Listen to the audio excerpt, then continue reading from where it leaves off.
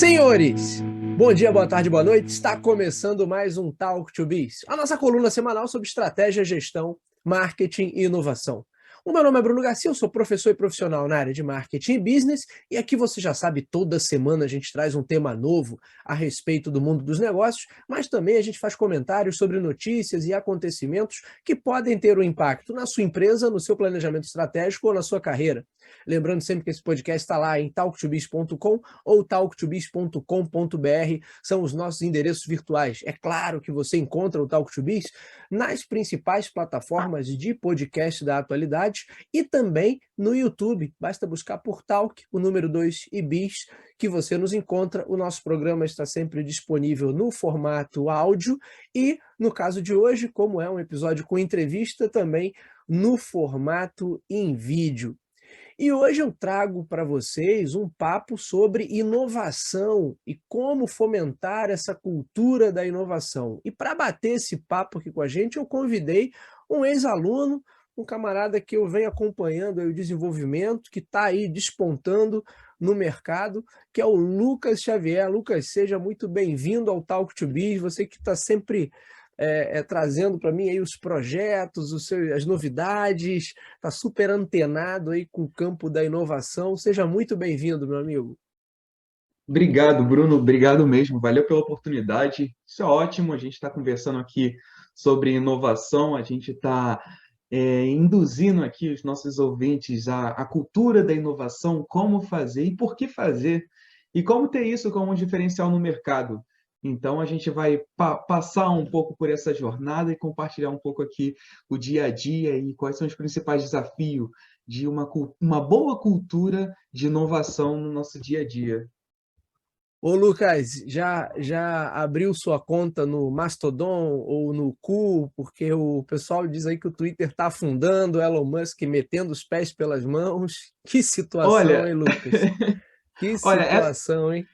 essa foi uma situação impressionante, assim, porque Elon Musk há pouco tempo falou que ia demitir mais de 100 engenheiros do próprio Twitter. Então, realmente causa uma, uma, uma sensação de para onde o mercado vai, por exemplo, com o Twitter. Então, essa não saber um pouco do futuro, tá tirando gente da casa, é bem uma ação bem arriscada do próprio Elon Musk. Mas eu não me cadastrei, mas ontem o meu futuro sogro ele se cadastrou, ele usou um pouquinho o Cool, no caso. Ah, Então, foi o meu primeiro contato com esse sistema.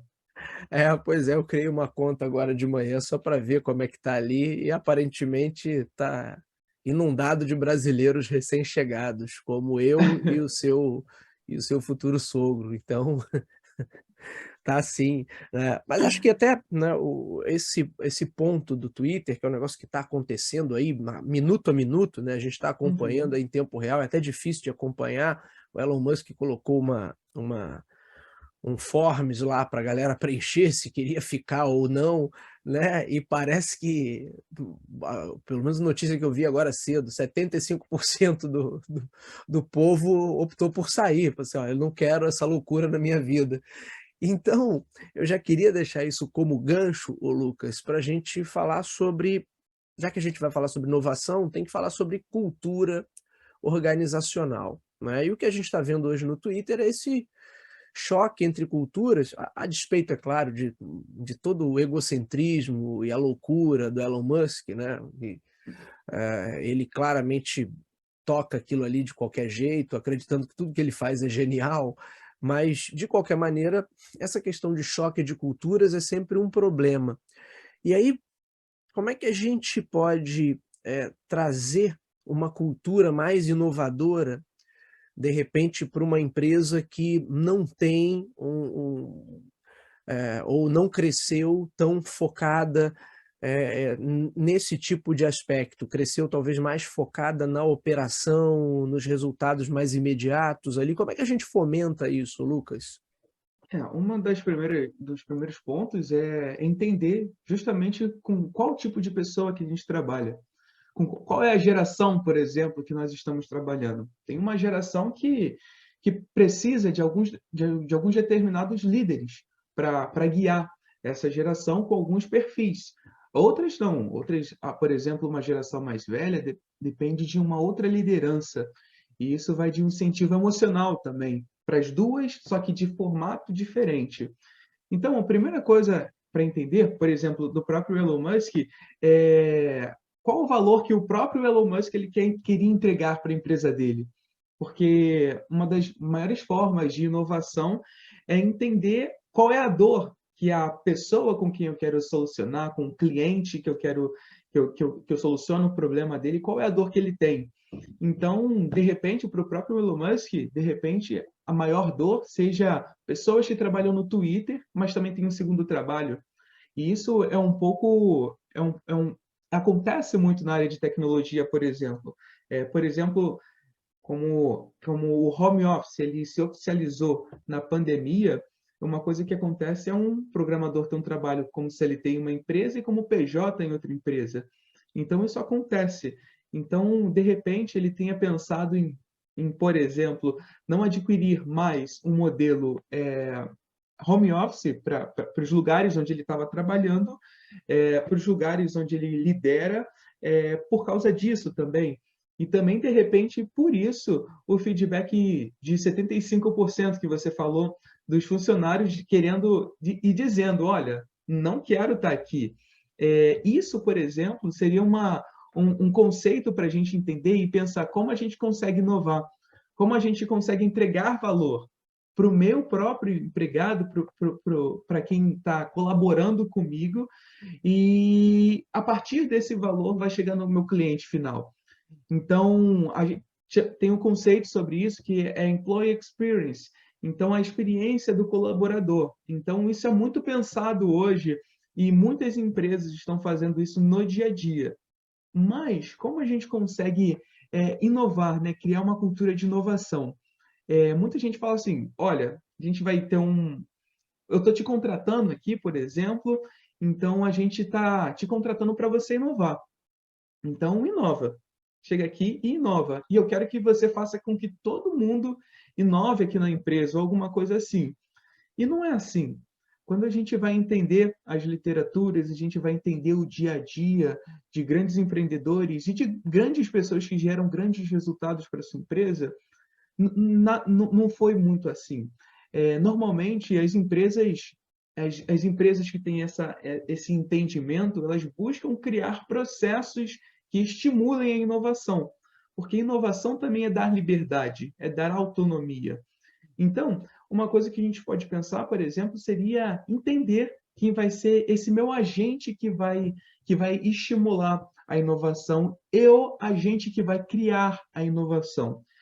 E aí, para isso, a gente precisa também entender qual é a geração dessa pessoa que está trabalhando comigo. O que faz sentido? Quais são as formas de tratar essa pessoa para ela gostar da inovação? E não só gostar da inovação, gostar de estar aqui na minha empresa inovando.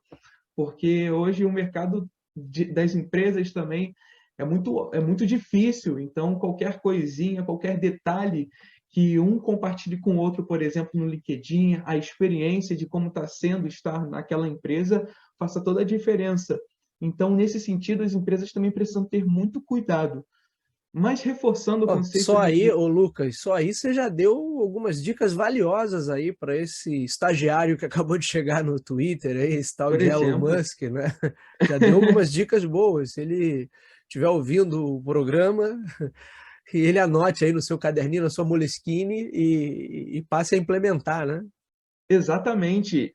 Uma outra questão, por exemplo, é que o Elon Musk uma outra forma de inovação, agora indo um pouco mais além, indo no sentido do produto e serviço, é que normalmente quando ele pensa em alguma ideia mirabolante, ele não guarda. Então isso é uma forma também de inovar, porque eu esqueci qual é o produto que ele estava criando, e ele pegou esse produto e ainda em processo de MVP, ele lançou no mercado. Então, ele lançou no mercado, esse produto não estava funcionando 100%, só que ele falou para o mercado que ele estava Foi fazendo a, aquele foi a nova produto. versão do Blue Check lá, do selinho? Ou você está se referindo a algo que ele fez em outra empresa, na Tesla? Foi no próprio Twitter, isso? Foi na Tesla, foi na Ah, na Tesla, foi Tesla. na Tesla. Porque ele, na Isso. verdade, fez meio que isso também com a nova versão da checagem lá do Twitter e a coisa também não estava funcionando, né? Mas aí termina aí o seu ponto, depois a gente vem para esse exemplo. Exatamente, mas o ponto não é esse. O ponto é, eu tive a ideia, eu entendi algum produto que, de alguma forma, pode entregar valor para um setor de compradores, de consumidores, e eu divulguei para o mercado. Isso é uma forma também de inovar, porque muitas empresas hoje têm alguma ideia, muitas vezes não tiram do papel e nem divulgam. E ele vê o mercado de uma forma diferente, até porque ele entende, de algum jeito, que os concorrentes vão deixar cada vez mais afiado o próprio produto dele. Vai cada vez estar tirando ele do ficar parado. Então, ele jogando no mercado é uma outra forma de estar estimulando aquele produto ou serviço no mercado. Então, esse entendimento também de formas de inovar, de forma também de inovar no próprio mercado, e de anti-medo de o meu produto ser o pior de todos, isso ajuda muito no processo de inovação. Então, quando você tem tamanha segurança, o entendimento de que um produto, uma melhoria ou um complemento de serviço pode entregar bastante valor para um cliente ou para algum tipo de consumidor, está aí uma das definições para a inovação. De repente não seja aquela inovação totalmente disruptiva, mas seja a inovação que vai fazer diferença na vida do meu consumidor final. Legal. Só vou fazer um disclaimer aqui, ô Lucas, porque eu falei aqui dos 75%, isso notícia que eu li agora cedo no próprio Twitter, tá? Entendi. E aí, só para deixar claro, esse programa vai ao ar às quintas-feiras, a gente está gravando, eu e Uhum. Lucas aqui, num sábado, são 7 horas da manhã e nós estamos aqui gravando. Então, quando você estiver ouvindo ou assistindo a esse programa, na quinta-feira, pode ser que muita coisa tenha acontecido já, como o Twitter está assim, minuto a minuto, então eu não Uhum. quero me comprometer aqui, ô Lucas, para depois a galera dizer, o Bruno disse que 75% não foi nada disso. Não, mas é uma notícia que eu acabei de ler agora no Twitter, hoje é sábado, dia 19, são 7 horas da manhã, e aí pode ser que no decorrer do próprio dia aí muita coisa aconteça, ou, enfim, a notícia seja desmentida. Eu estou botando as barbas de molho, Lucas, porque o ritmo que está aí essa mudança no Twitter, a gente nunca sabe o que está por vir. Então, só para fazer esse disclaimer. Mas, ô Lucas, já que você Maravilha. trouxe esse ponto interessante sobre a cultura da inovação, muita coisa se diz, por exemplo, sobre inovação relacionado com business agility. E aí essa cultura do mistake driven, da tentativa e erro, de como você falou, trazer as ideias para tentar identificar as dores do mercado ou perceber como é que o mercado reage, se for o caso, pivotar. E eu concordo com tudo isso que você está trazendo. Agora, até que ponto isso não pode virar também, e aí eu quero trazer o caso para verificação lá, para o blue check lá do Twitter, não pode virar um caso de ausência total de planejamento e esse camarada vai jogando ali as ideias e tudo bem, aquela coisa de vamos errar rápido, mas isso não pode ter um limite também? Aí estou usando o exemplo do Blue Check, porque o Twitter tem aquele selinho lá de verificação, que era uma maneira de você garantir que uma celebridade ou uma pessoa de grande influência não tivesse o seu perfil copiado, o seu nome copiado ali por outras pessoas. Então eu estou seguindo o próprio Elon Musk e ali está verificado que não é ele de verdade, né? E aí, logo de cara, o Elon Musk diz que vai passar a cobrar pela verificação e que aí qualquer um pagando vai ter a verificação também, que era uma verificação de segurança. Aí aquele autor de terror, o Stephen King lá, o que o Elon Musk tweetou que seriam não sei quantos dólares, aí ele disse que era caro demais, que ele é que deveria ser pago, já que ele é um influenciador, né, trazia o público ali. Uhum. Aí na mesma num reply ali para ele, o Elon Musk disse: "Ah, que tal então, a gente vai precificar em $8", e aí ficou por isso mesmo. De qualquer maneira, houve toda uma crítica em relação a essa mudança do selo de verificação. Muitas pessoas ali em sinal de protesto começaram a trocar o perfil, a foto e colocar a foto do próprio Elon Musk, dizer assim: "Ah, então é só Uhum. pagar e tá verificado, então aqui ó, eu virei o Elon Musk". E aí ele começou a banir essas pessoas do Twitter, e aí tô dando esse exemplo extremo, porque mesmo nessa cultura, né, de vamos testar rápido, vamos, né, ver o que acontece, vamos isso não pode num caso como esse caso, me parece ser um caso, né, de virar assim um samba-lelê, esse camarada vai fazendo qualquer coisa, então qual o limite eu ter uma relação de uma cultura de fato inovadora e não cair nessa que aí é um outro modelo, né, que é a cultura do caos, né. Uhum. Esse Sim. camarada que tem muito poder ali nas mãos, porque ele tem muito dinheiro e tá acreditando de fato que é um grande gênio, muito acima da média, e ele sai fazendo qualquer coisa e vai vendo o que dá. E Uhum. eventualmente, muita coisa que ele faz dá dinheiro, porque ele tem alguns produtos de fato muito bons, mas como estamos assistindo aí em tempo real, ele também erra e erra feio. E aí, Uhum. como é que a gente calcula esse limite, ô Lucas, entre a inovação e eventualmente a irresponsabilidade ou mesmo até a estupidez em alguns casos? Uhum. Nesse caso, é o arroz com feijão, é o planejamento. E planejamento requer objetivos muito claros, para a gente saber, por exemplo, para a gente não ter a possibilidade de fazer um storm break. Então, quando a gente faz desorganizadamente e a tempestade das ideias e tudo vem, eu jogo, tudo vem, eu jogo, tudo vem, eu jogo. Normalmente, a gente já entra nessa etapa com alguma coisa direcionada, então com algum objetivo. O que são esses objetivos? De repente, os objetivos por quarter da empresa, naquele trimestre, ou naquele semestre, ou naquele ano. Então, eu tenho sempre o meu objetivo aqui, eu estou sempre vendo o meu objetivo. Então, eu penso nas possibilidades de como eu consigo chegar naquele objetivo. E aí, quando eu tenho um objetivo claro, fica muito mais claro para o próprio colaborador em pensar em ideias que ande naquela rota. E para isso, a gente consegue pensar em resultados chaves durante aquele ponto, durante aquele ponto que vai nos levar, na verdade, àquele ponto final.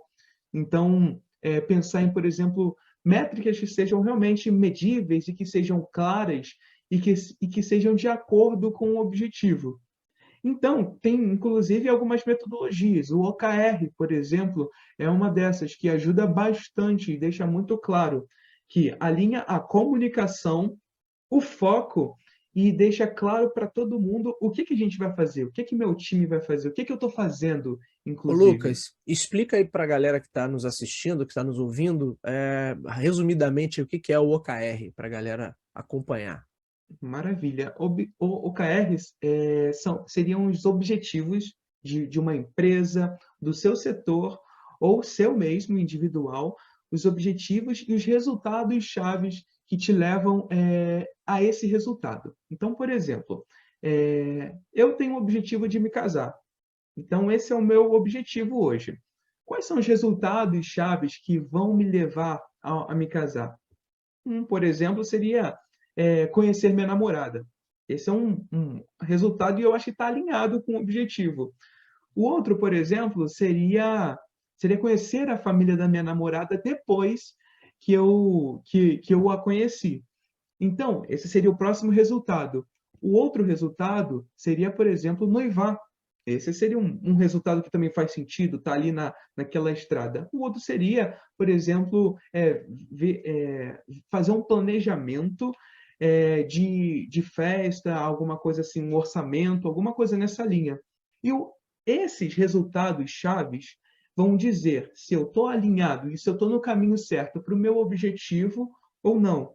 Resumindo, é muito difícil mesmo criar resultados chaves que nos levem para o objetivo. Durante a implementação, e o que acontece bastante, a gente vê resultados chaves não conversando com objetivos. Então, não é fácil criar resultados chaves, e isso a gente vai aprendendo e vai errando, mas também não é ruim esse processo de errar e aprender, porque a gente entende muitas coisas nesse contexto, mas não é fácil. Porém, quando a gente entende e a gente já sabe quais são os resultados chaves para algumas coisas, fica muito fácil a comunicação de uma equipe, de uma empresa, o foco, porque aquilo me ajuda a focar realmente no que é importante, no que realmente foi alinhado e no que eu vou me dedicar até um final de um período. A comunicação, o foco e, claro, ali, na maioria das vezes, a gente consegue alcançar o objetivo. Uma das coisas que o OKR, que o conceito de OKR, do OKR posiciona bastante, é a gente sempre pensar, por exemplo, em objetivos acima da média, objetivos que não me deixe fazer as minhas atividades do dia a dia de forma fácil, de forma tranquila, mas objetivos, sim, que me impulsionem por exemplo, se eu atirar, botar como um alvo a Lua, minimamente, se eu não alcançar a Lua, eu posso passar da atmosfera. Diferente de resultados que me coloquem no pico da montanha. Então, que eu posso alcançar de uma forma tranquila, mas eu colocando objetivos mais altos, maiores, com grandes ambições, mesmo se eu não conseguir alcançar esse grande objetivo, minimamente eu vou ultrapassar um objetivo que eu poderia ter colocado, que, por exemplo, seria o de chegar no pico da montanha. Então, o OKR impulsiona a gente, deixa claro e dá autonomia para todos os níveis de uma empresa, tanto do nível mais estratégico até o nível operacional. Então, deixa Muito esse legal. alinhamento total. Ô, Lucas, até baseado no que a gente conversou outro dia, lá e você me falando da sua experiência, os desafios que você tem hoje na sua carreira, o que você vê como o principal entrave ali, ou os principais entraves para a gente ter uma cultura da inovação implementada? É de fato o aspecto, vamos colocar assim, mais ferramental, as pessoas desconhecem as ferramentas, as pessoas desconhecem as metodologias, ou muitas vezes é uma questão mais subjetiva, mais cultural mesmo, as pessoas têm uma resistência porque entendem que ou foram direcionadas, né, foram o tempo todo, orientadas a focar no que há de mais concreto ali, nos resultados mais palpáveis de alguma coisa, logo eu foco naquilo que está ali diante dos meus olhos e não foco no potencial que outras coisas ou aquele próprio objeto ali poderia ter, se fosse trabalhado mais visando médio ou longo prazo.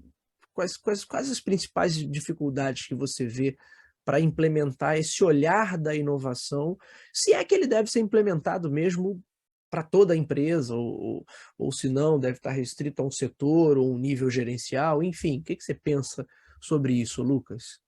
Certo. Uma das maiores dificuldades é a dificuldade cultural.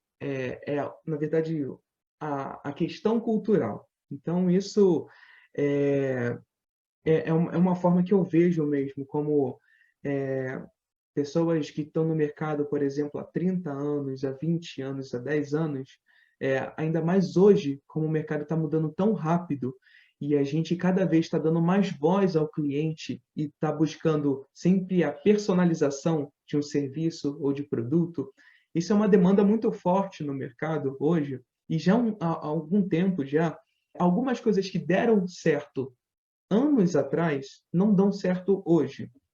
Vide a Netflix aí e as suas concorrentes antigamente. Então, assim, Verdade, verdade. isso. Então, algumas coisas que deram certo antigamente não dão certo hoje.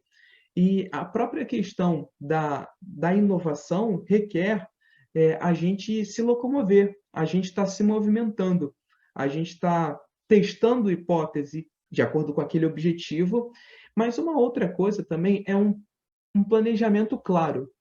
Eu acho que o planejamento também está muito ali junto com a questão cultural, porque mesmo que eu não tenha a questão cultural, ou tenha a questão cultural de uma forma que me trave, quando eu me planejo, minimamente é bem possível de eu alcançar alguma meta que foi estabelecida ali no final, no início do ano, que é uma coisa que acontece muito e que, de alguma forma, daria para melhorar, por exemplo, fazer uma reunião de planejamento sempre 2 vezes somente ao ano, no início e no final, ou no meio e no final. Então, hoje, como o mercado ele muda muito rápido, o tempo não é esse. Então, de repente, o tempo para um planejamento estratégico seria de 3 em 3 meses, de 4 em 4 meses, e a validação, a avaliação das metas, dos resultados e dos objetivos também. Porém, eu destaco esses dois os maiores entraves hoje: a falta de planejamento e a cultura. Esses dois são fundamentais assim para um negócio andar, mesmo se ele não tiver grande inovação. Mas quando a gente tem um planejamento e quando a gente tem uma clara cultura, e quando eu digo cultura, vou expandir um pouco mais esse conceito, não das pessoas somente que estão tomando decisão, mas a cultura interna, a cultura da empresa, isso, querendo ou não, o cliente vai sentir de uma forma. Então, quando a gente tem esse pensamento de que o que eu faço aqui na empresa, de repente, não seja uma chama enorme, um incêndio, mas quando eu começo em alguma fagulha, falando mal de algumas coisas aqui, incentivando, por exemplo, tentar não dar o teu melhor ao cliente, não entregar o maior valor no serviço, de repente, isso possa ser uma coisa que faz um mal enorme e muitas vezes a gente não vê. Resumindo aqui, planejamento e a cultura organizacional e dos tomadores da decisão. Porque isso acontece muito. Às vezes a gente tem uma cultura diferente dos tomadores de decisão e uma cultura totalmente diferente na parte operacional. Às vezes são gerações diferentes. Às vezes, É como se fosse, às vezes, duas empresas em uma, né, Lucas? exatamente. E quando você vai ver, por exemplo, quando a gente usa o OKR, a gente pode entender esse comportamento, a gente pode entender que o setor estratégico está se direcionando para um lado e o setor operacional para outro lado. Um está fazendo uma ponte, outro está fazendo um túnel. Então, o OKR também é para garantir que a gente está cantando a mesma música e que a gente está tendo defasagens no nosso processo interno. O OKR também fala, olha, está tudo errado aqui. Vocês estão cantando músicas diferentes, em tons totalmente diferentes. Então, o OKR que está nessa parte de planejamento ajuda bastante no dia a dia. Questão de cultura e planejamento. Muito bom. Lucas, para a gente já caminhar para o encerramento, para a galera que está nos acompanhando aí, quer entender mais sobre inovação, sobre gestão ágil, sobre cultura inovadora, que dicas você dá aí, por onde a galera começa? Primeiro, ouvindo o cliente. Isso, o cliente, o seu usuário, ou a pessoa que compra alguma coisa de você. Ou mesmo uma pessoa que vê muito valor em alguma coisa que você entrega. Então, a primeira coisa para quem está iniciando, por exemplo, seria personalizar o máximo possível da entrega desse serviço ou produto. Só um exemplo, não sei se você conhece como é que é um modelo de negócio da Tesla, mas é muito personalizado. Acontece mais ou menos assim. Hoje, quando a gente compra um carro na Tesla, é mais ou menos assim. Eu compro, então eu uso o produto e ali dentro do próprio carro tem algumas coisas que vão avaliar e fazer um help ali e um controle do meu comportamento usando aquele produto. E um serviço também, a gente vai entender por que é um serviço. Então, em 1, 2 meses, é avaliado que eu queria o meu carro não tinha potência, mas eu queria acelerar, por exemplo, de 0 a 100 em 5 segundos. E, por exemplo, o carro só consegue fazer isso em 6,5. Então, como é que funciona? O usuário ele recebe uma mensagem por celular, ou uma ligação, ou um e-mail, dizendo: olha, eu reparei que você, nesse tempo, você tentou acelerar nesse tempo, e a gente entende que, de repente, um tempo menor para você usar aqui o nosso sistema aí no teu dia a dia, um tempo menor de aceleração, por exemplo, diminuir esses 6,5 para 5 segundos, seria interessante. Será que faria sentido para você? E aí o usuário ele olha aquilo porque assim, é uma personalização enorme. O cara está me garantindo que o meu carro vai andar mais rápido e vai fazer de 0 a 100 em 5 segundos. Então eu quero. Então começo a pagar uma mensalidade por aquele plus que eu estou recebendo ali. Uma atualização de software, então estou pagando uma mensalidade. Depois disso, por exemplo, eles avaliam que, de acordo com o meu comportamento, já com essa nova forma de pagamento, eles avaliam que 5 não me bastam mais. Os 5 já perdeu a graça. De repente, 3,5. É só Só para o pessoal ficar em casa, assim, pô, o Lucas é um as da velocidade, mas o Lucas está usando isso Isso, só para exemplificar, pelo amor de Deus. exatamente. E assim, 3,5, será que faria sentido para mim? Vamos personalizar baseado nesse comportamento desse usuário aqui com o nosso produto, e ele recebe a mensagem. Então, ele recebeu a mensagem e vai avaliar se faz sentido. Pô, de repente faz sentido para mim. Então, ele opta por comprar. E ele está pagando uma mensalidade por um modelo recorrente. Hoje, o modelo recorrente não é um modelo do mercado automotivo, por exemplo. Então, Sim. não é um modelo tão marcante no mercado automotivo. Então, ele pegou algumas inovações e alguns modelos de negócio, combinou e aplicou no dia a dia. Então, inovação é combinar as coisas também, é combinar algumas coisas que de repente estão dando certo em alguns tipos de mercado, em alguns nichos, e aplicar no seu. Testar, porque isso é uma hipótese de qualquer jeito, então isso foi testado provavelmente com uma base de usuários menores, e eles entenderam o enorme valor. Por quê? Teve personalização,